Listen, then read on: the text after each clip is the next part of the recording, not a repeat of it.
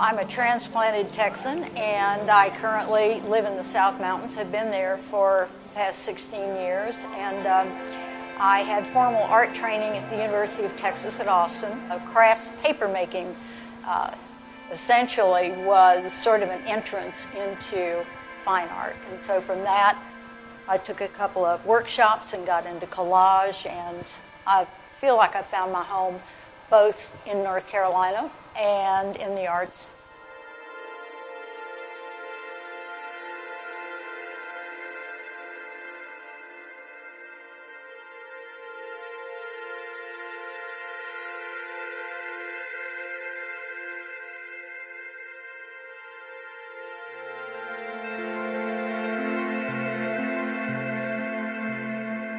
One of the things I've done lately is to develop a love for abstraction, and in that way you begin to look at art not so much as a representation of a thing where you're making your paints and materials look like something else, like a tree or a dog or whatever, but you can appreciate it just for the color, for the pattern that it makes, relationship to other colors.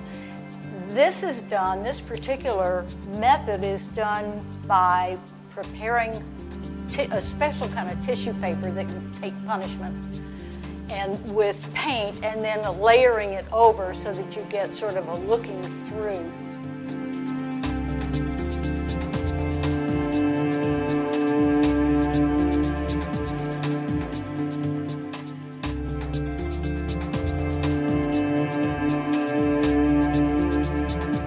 Somebody asked me one time, well, I think I like your work, but I don't know, what does it mean? And I said, well, if you enjoy looking at it, then I did my job. If you look at it and you don't like it, and you don't like it around you, then clearly it's not for you. But it doesn't mean anything. There's no hidden underlying anything. It's just for the joy of looking at how colors interact with each other in shapes and so forth.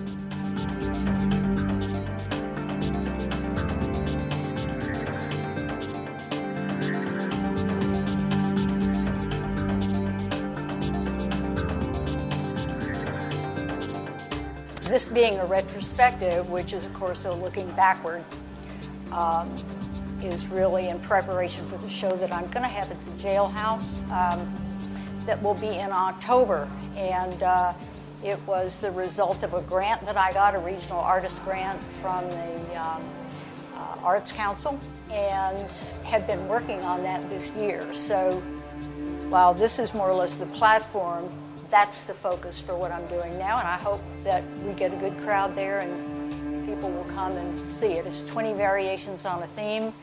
One painting that I did and liked and thought, well, I'll just write this up as a plan, and I did, and that's what got me the grant, and the culmination will be the show in October at the jailhouse.